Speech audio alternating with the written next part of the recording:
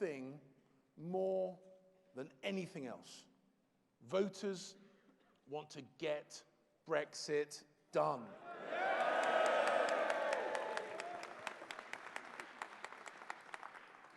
But more than that, they also want us to get working on their priorities: the NHS, police, schools.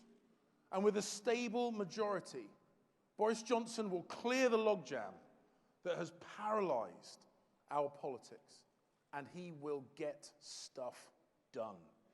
And I know, yeah, and I know he will. I know he will because I've worked with him and I have seen him deliver. As Mayor of London, he promised to reduce crime, and he did. He promised to get funding for Crossrail, and he did. He promised a cycling revolution, and he did. As Foreign Secretary, he promised to hold those responsible for the horrifying poisoning in Salisbury to account, and he did, expelling 23 Russian diplomats. And he promised to renegotiate the withdrawal agreement, remove the undemocratic backstop, and he did.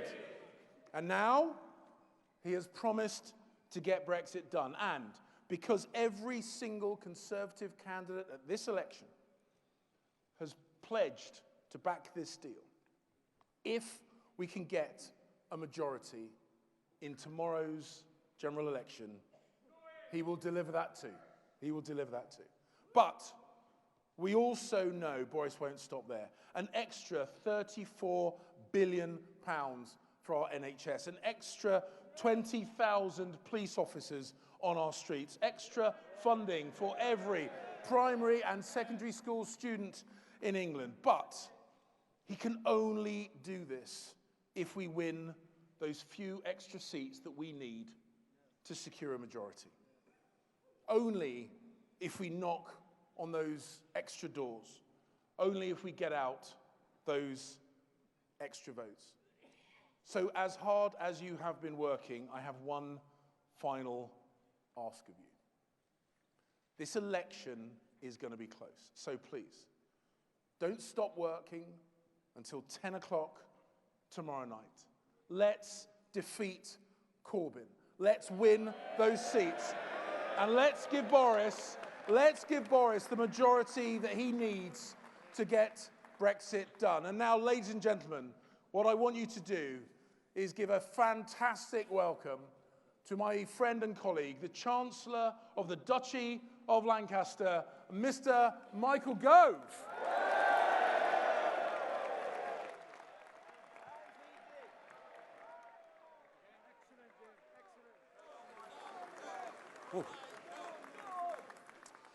Thank you, everyone, and thank you in particular, thank you, James. James, you have run an incredible election campaign. Can we all give James one huge cheer?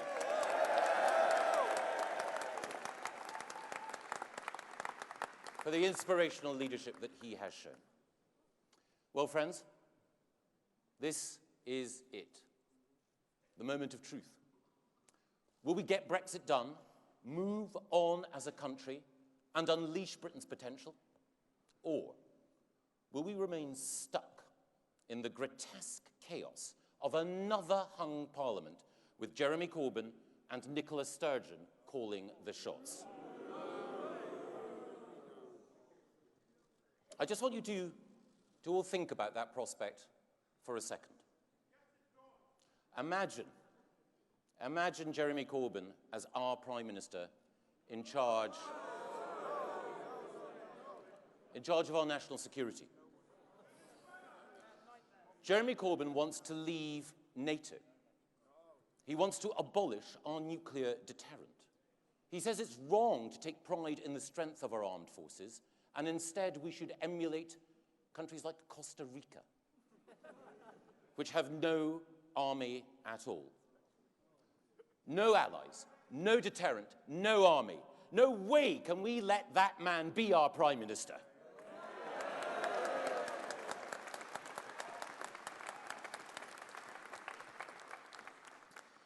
And you know, the most shameful thing of all, Jeremy Corbyn has tolerated anti-Semitism, racism, on a massive scale in his own party. Absolutely.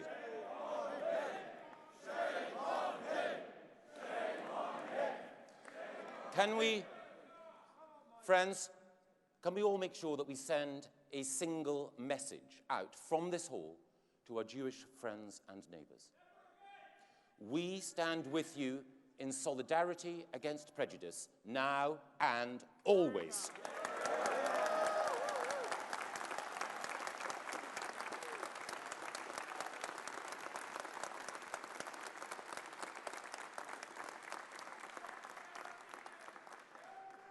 On anti-Semitism, on national security, on the economy, on Brexit, on every issue of importance to this country, Jeremy Corbyn gets it wrong. Put simply, we cannot let this democracy-denying, terrorist-supporting, Hamas-hugging, IRA-sympathising, Putin-excusing, utility-nationalising, property-confiscating, high-taxing, job-destroying apology for a leader anywhere near Downing Street.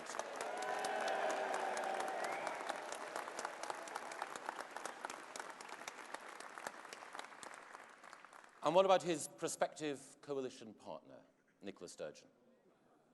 She doesn't love this country. She wants to tear it in two. So again, let the message go out from this hall. We say, Nicola, hands off our precious United Kingdom.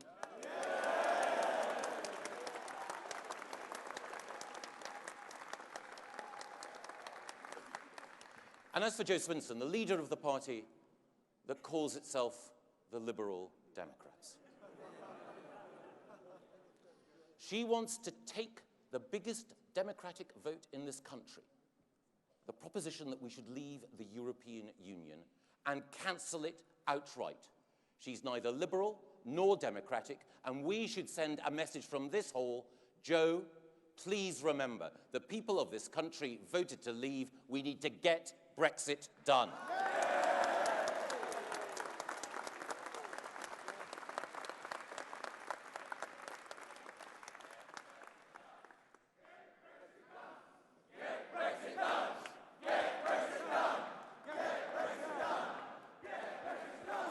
Thank you. That is the message. Now, we are fortunate in our Prime Minister. Boris has been in Downing Street for just 140 days now. And in that time, he's negotiated a fantastic new deal with the European Union. He's been recruiting more police officers. He's awarded the NHS the biggest cash boost in its history. And he's announced more school funding to give every child the best start in life. He hosted our NATO allies in London. He's introduced a world-leading environment bill, and he's secured the backing of every single Conservative candidate at this election for his Brexit policy. He's achieved all that in just 140 days. Imagine what he can achieve in 5 years, armed with a Conservative majority in Parliament.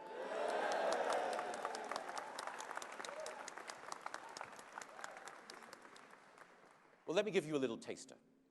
Boris will be introducing an Australian-style points-based immigration system. He will deliver 50,000 extra nurses and 50 million more GP surgery appointments. He will get projects to build 40 new hospitals underway. He'll put 20,000 more police officers on our streets. He will toughen sentences for terrorists and serious criminals, and he will also expand investment in science, transport, and infrastructure to set us on the road to net zero greenhouse gas emissions by 2050. And all while freezing rates of income tax, VAT, and national security. Boosting our economy, improving public services, protecting our environment, and keeping taxes low, the Conservatives are delivering for Britain again.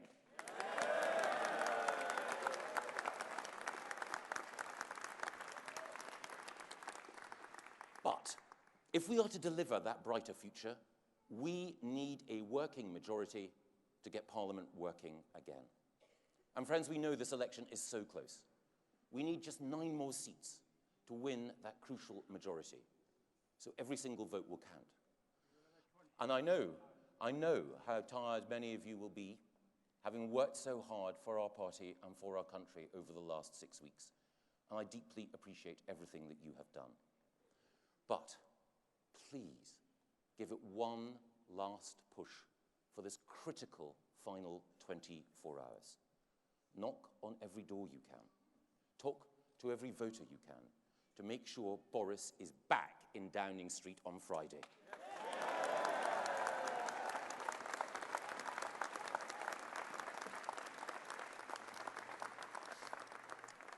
Then we can get Brexit done and deliver prosperity, security, and certainty for our great country. With your help, I know that we can do it. And now it's time for me to hand over to someone who's an inspiration to us all. Someone who was there with us on the Vote Leave campaign right from the very start. Someone who has campaigned passionately for democracy and freedom her whole life. Ladies and gentlemen, please welcome my friend and our Home Secretary, Priti Patel. Hey, hey, hey. Hi, guys. Hi. Good to see you all.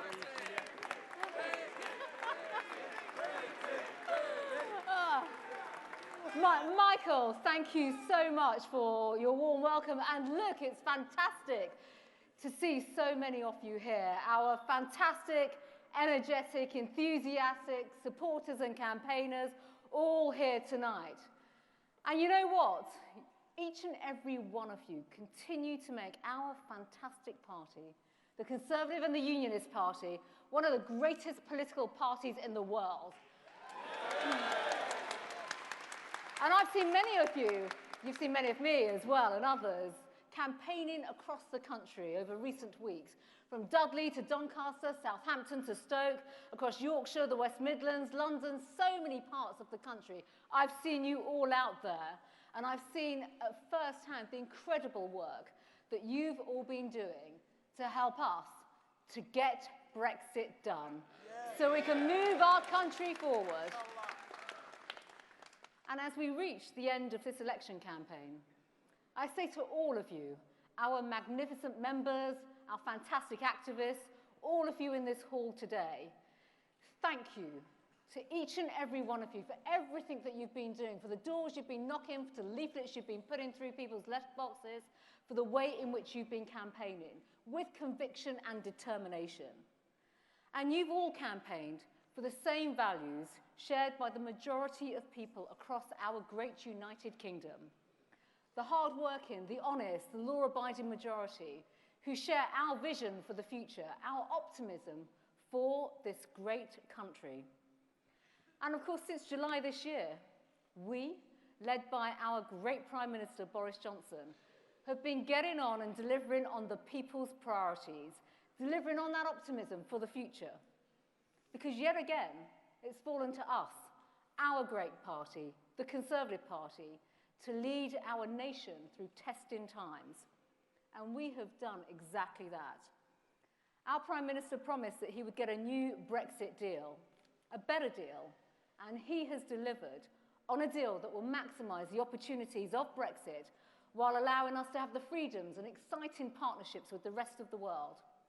Promise delivered.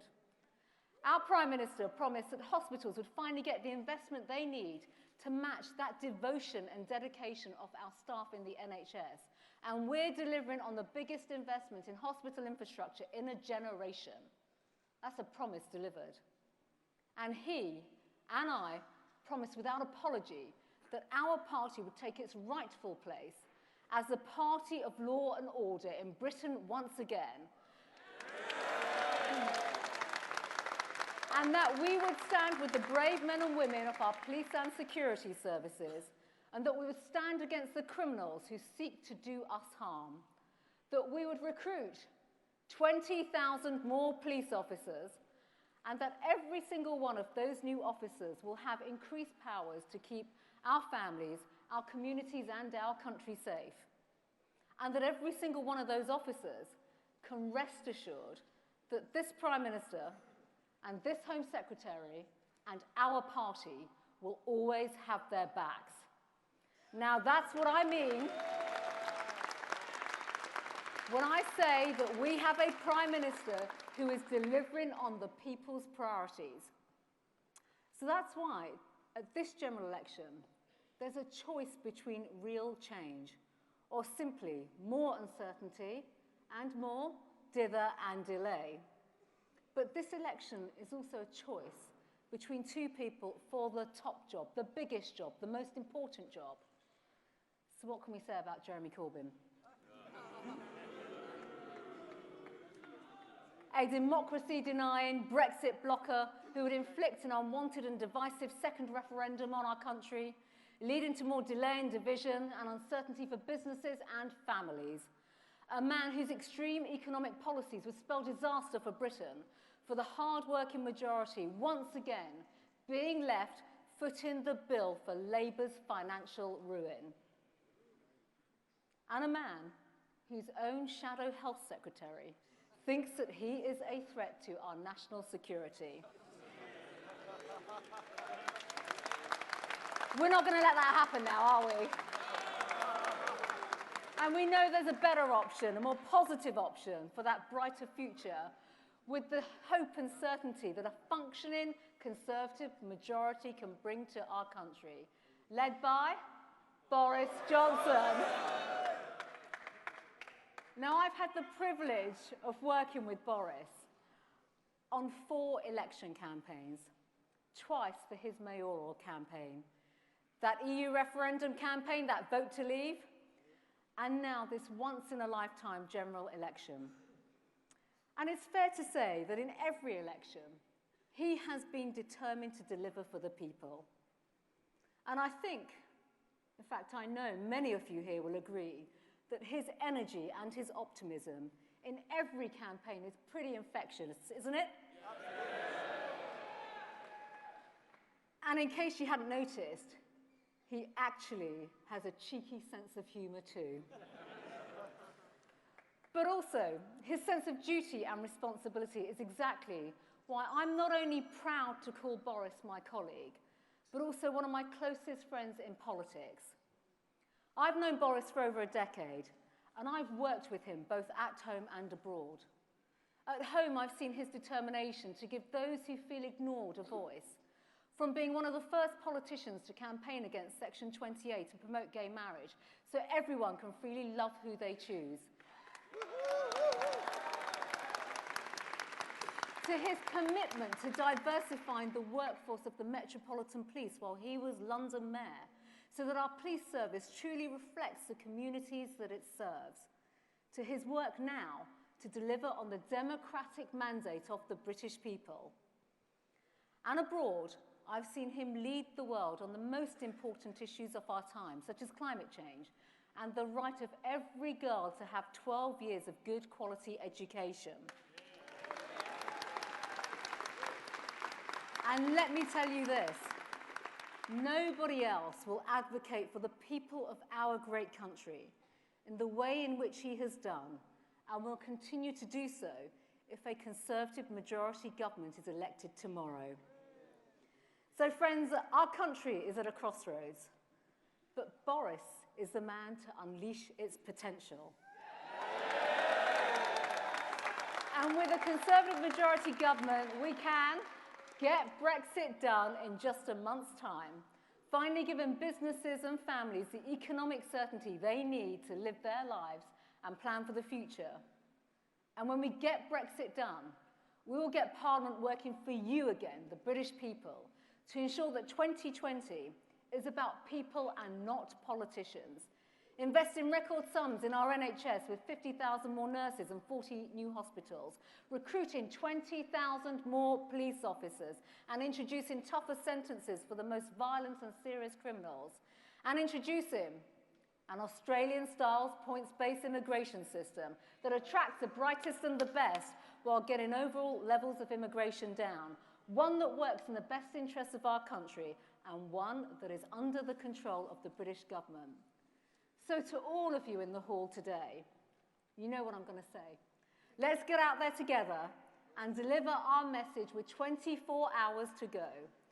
We are the only party for the future of our country. We're the only party that cares about the future of our country. We're the only party with a plan you can trust. only the Conservatives will get Brexit done by the 31st of January. We will deliver on the people's priorities, and only the Conservatives will unleash our country's potential. Now, it's my absolute pleasure to introduce, before we welcome the Prime Minister, a short video that's full of that infectious energy that we've all seen day in, day out, winning over the trust of the British people so that we can secure a Conservative majority and get Brexit done.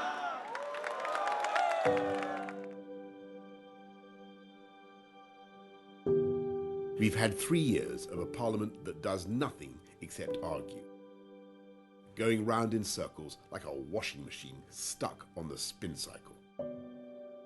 That's why the general election on the 12th of December is so important. The Conservatives need 9 more seats to end this gridlock. And voters, like you, will decide the kind of future that Britain has. You can break the deadlock and get Parliament working again.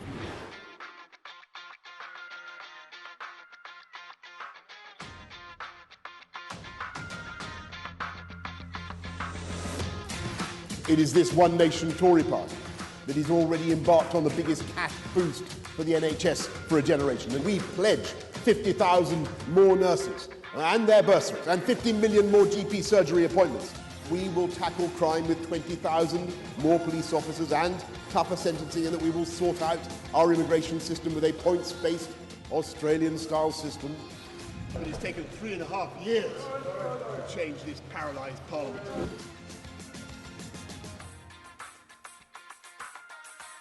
Boris, let's get Brexit done. Let's do it. Thank you.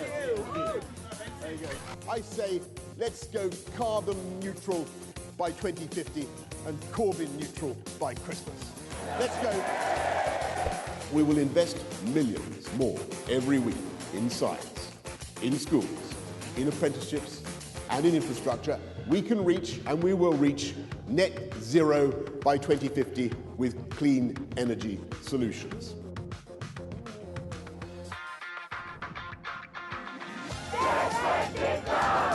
We can do all these things without raising our income tax, VAT or national insurance contributions. That's our guarantee. Get Brexit done and we'll see a pent-up tidal wave of investment into this country. Get Brexit done and we can focus our hearts and our minds on the priorities of the British people. There are 2 very different futures in front of us. We can vote for Jeremy Corbyn or the Lib Dems and get another hung parliament that agrees on nothing except more arguments, the same as the last 3 years, or we can elect a parliament that works for you. A parliament that gets stuff done. That's the kind of future I want for Britain.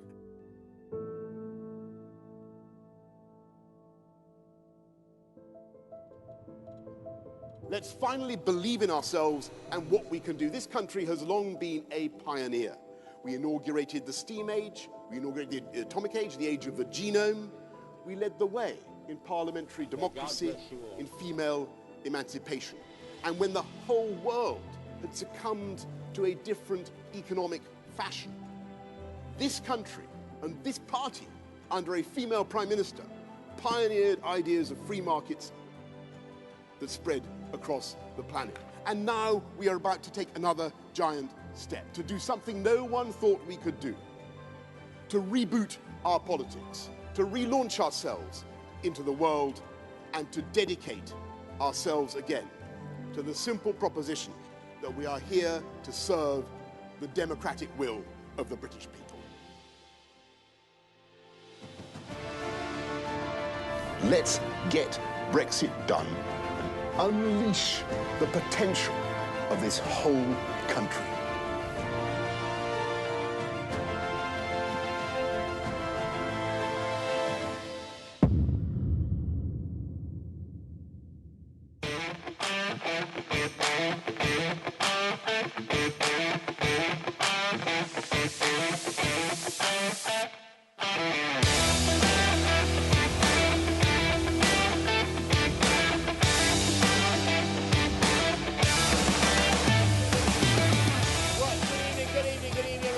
you very much. Good evening, Copper Box.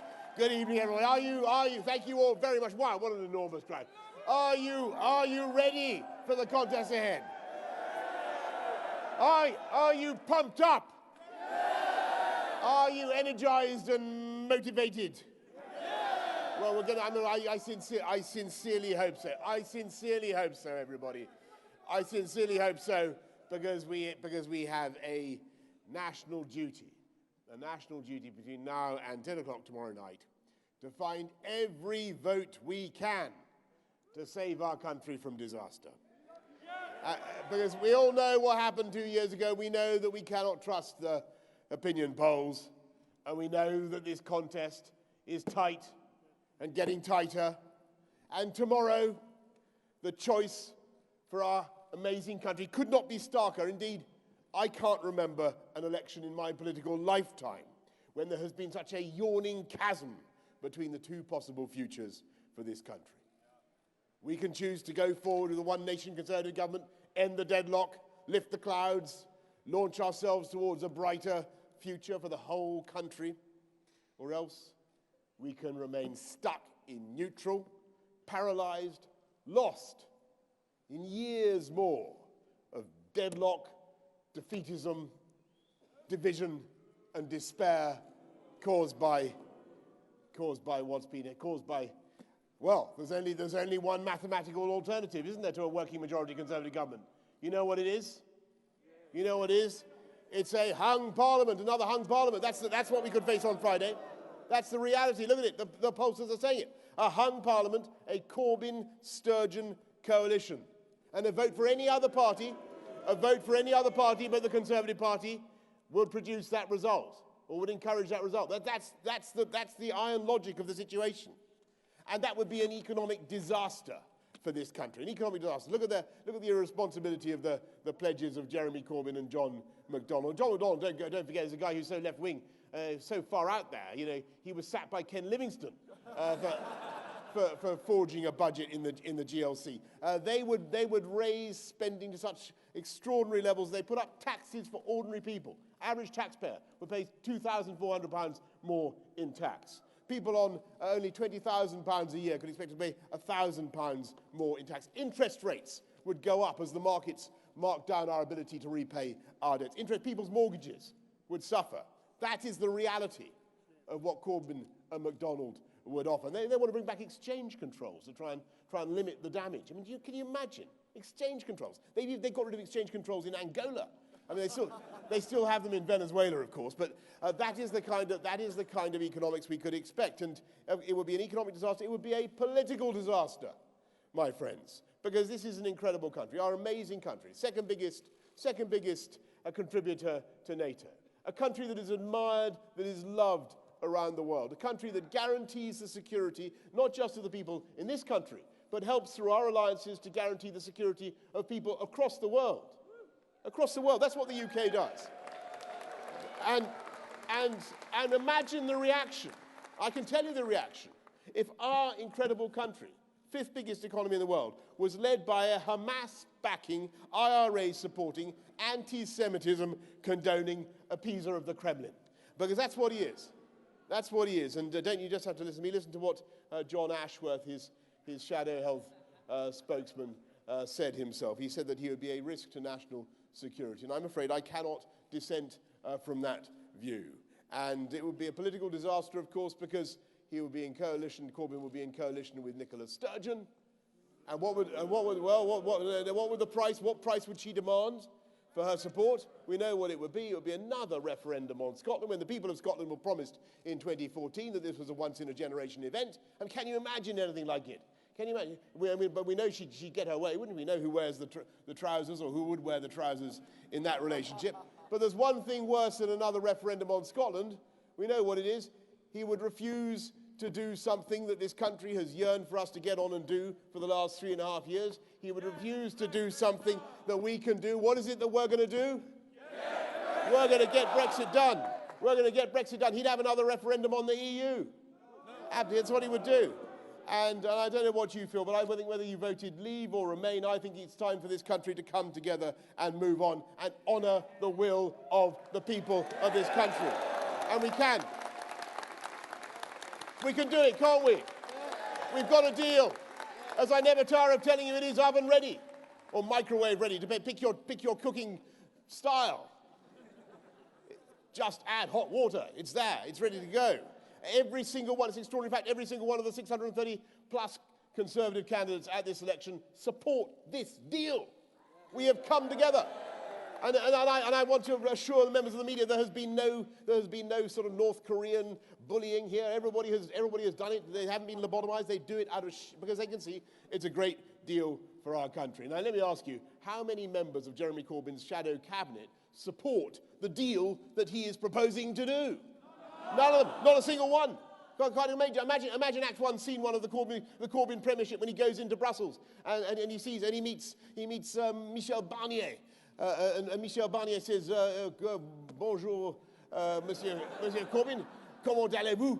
Tell us about the deal you want to do, and who supports your deal? Who supports your plan?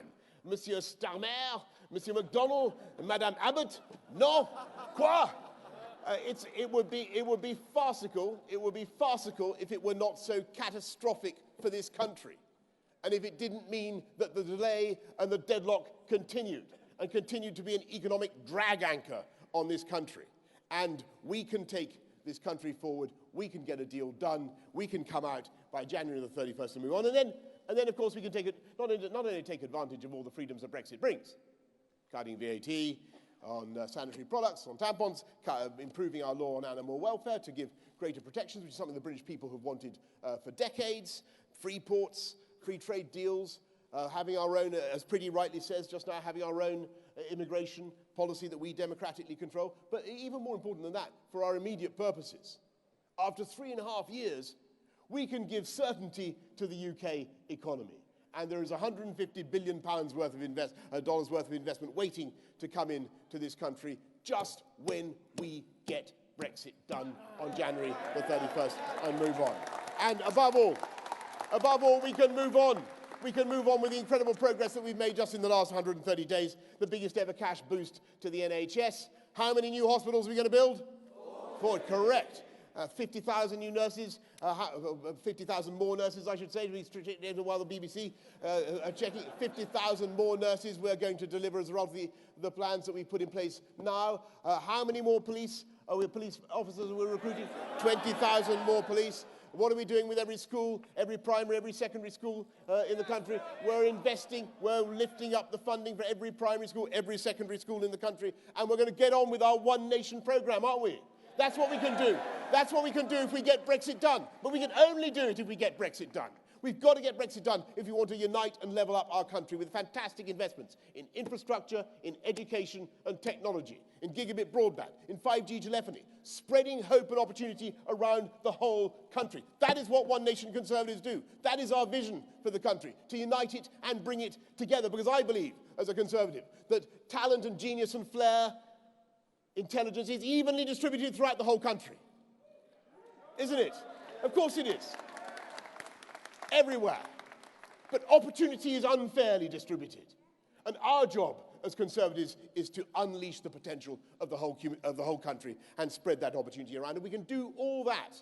And, by the way, have the cleanest, greenest government ever, using our fantastic technology to cut CO2 and cut pollutions. But we can do all these things. We can do all these things with sensible, moderate policies that allow us to give the British people not just cuts in national insurance, but a tax lock on any increases in VAT or income tax. We will not increase those 3 taxes, and that is the choice. That is the choice. That is the choice that this country faces, and it's very, very clear and it's very, very stark. We are a party, we are a government, a one-nation government that backs our police, that thinks that people who commit serious sexual violence offences or are guilty of terrorism should face tough sentences. We support our armed services. We believe they're a force for good around the world, as I say. We want to strengthen our MI5 and our security services that keep us safe. We believe in NATO, that keeps 29 countries, 1 billion people safe around the world. We support business and enterprise. We want to cut We want to cut taxes on small businesses. We want to cut business rates because we think that's the way to drive a strong economy. And we understand that the way it's only by having a strong economy, it's only by having a dynamic business culture that you're able to pay for fantastic public services and you're able to make investments in the NHS. That is the heart of our one nation philosophy, isn't it? It's very, very simple. But they don't seem to understand it.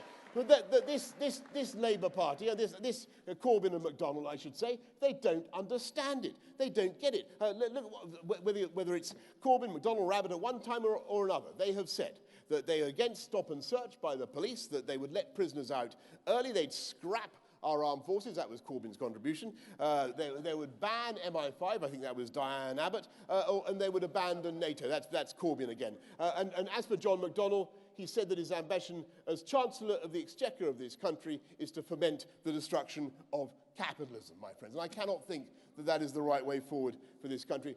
All Labour governments end in economic disaster.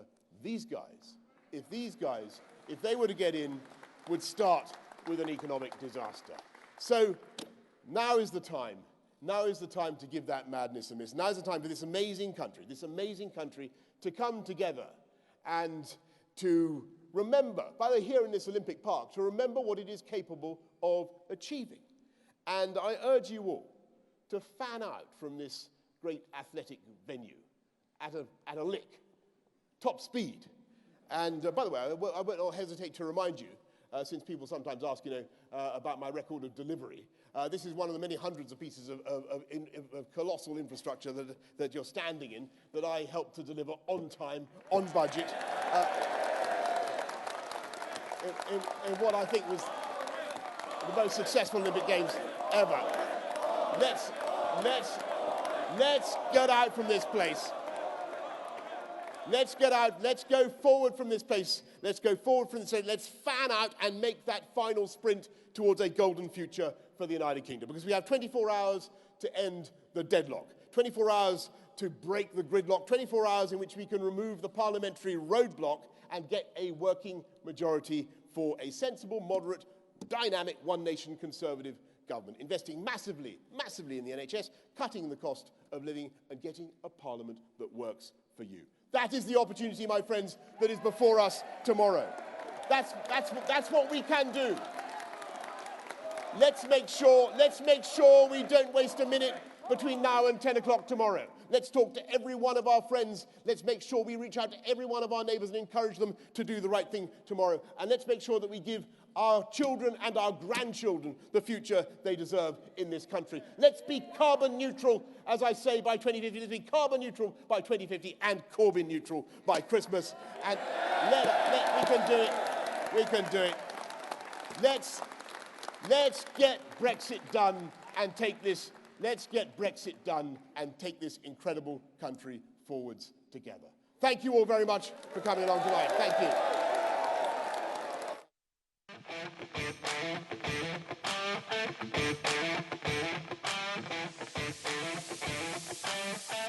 Thank you.